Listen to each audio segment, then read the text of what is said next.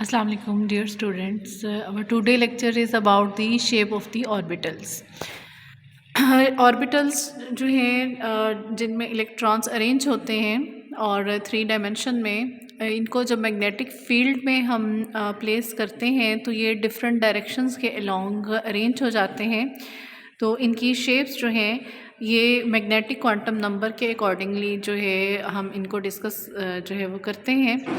तो सबसे पहले हम बात करते हैं एस ऑर्बिटल की। S orbital spherical in shape होता है। स्फेरिकल जो है वो स्फीयर की तरह से है। जब हम बोहर एटॉमिक मॉडल की बात करते हैं तो बोहर एटॉमिक मॉडल में जो ऑर्बिटल्स हैं इन्हें फ्लैट या 1 डायमेंशन में कंसीडर किया गया था। जिस तरह से एक सर्कल है, जिस तरह से एक रिंग होता है, जस्ट लाइक दैट। लेकिन अब ये बात क्लियर है कि एस ऑर्बिटल जो है ये एक स्फीयर की तरह से है। जिस तरह से एक बॉल होती है, एक क्लोजली 3 डायमेंशनल शेप जो है वो होती है, इस तरह से एस ऑर्बिटल जो है वो अरेंज्ड होता है अलोंग दी न्यूक्लियस। तो इसमें जो है ये सिमेट्रिकल है, स्फेरिकल इसकी शेप है और सिमेट्रिकल है। जब हम इस पर मैग्नेटिक फील्ड अप्लाई करते हैं, मैग्नेटिक फील्ड अप्लाई करने पे भी इसकी शेप में कोई चेंज नहीं आता, क्योंकि इसके लिए मैग्नेटिक क्वांटम नंबर की वैल्यू 0 है और एल एजीम्यूथल क्वांटम नंबर की वैल्यू जो है वो भी 0 है। तो इसमें जो है अब ऑर्बिटल स्फेरिकल इन शेप है। तो जैसे जैसे प्रिंसिपल क्वांटम नंबर बढ़ता जाता है इसका साइज़ जो है वो बढ़ता जाता है। फॉर एग्जांपल 1s ऑर्बिटल जो है ये साइज़ में छोटा होगा, मतलब ये एक छोटा स्फीयर होगा।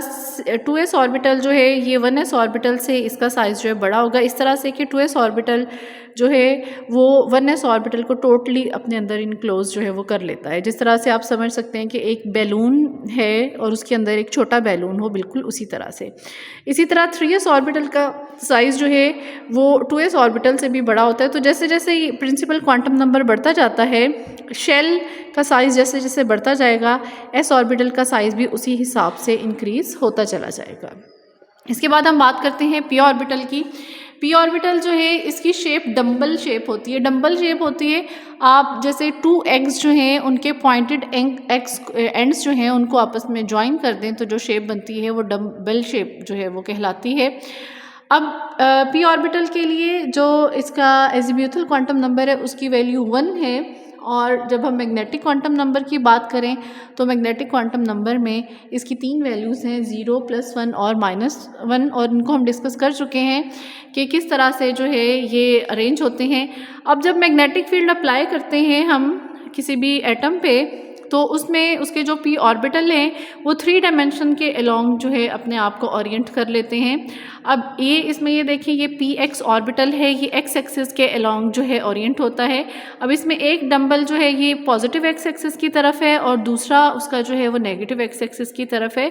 अब ये सिमेट्रिकल है और इसके लिए जो है मैग्नेटिक क्वांटम नंबर की वैल्यू 0 होती है। नेक्स्ट हम देखते हैं p y orbital. P y orbital y axis के लॉन्ग डायरेक्टेड होता है और ये भी इसी तरह से सिमेट्रिकल है कि इसका जो एक लूप है, मतलब हाफ लूप इसका पॉजिटिव वाई एक्सिस पे और हाफ लूप इसका जो है वो नेगेटिव वाई एक्सिस पे ओरिएंट होता है। नेक्स्ट हम बात करते हैं पी जेड की। पी जेड ऑर्बिटल जो है ये जेड एक्सिस के लॉन्ग होता है। जेड एक्सिस जो है ये एक्स वाई के परपेंडिकुलर होता है। यहाँ आपको तिरछा नज़र आ रहा है, इनफैक्ट ये आगे से पीछे की तरफ होता है।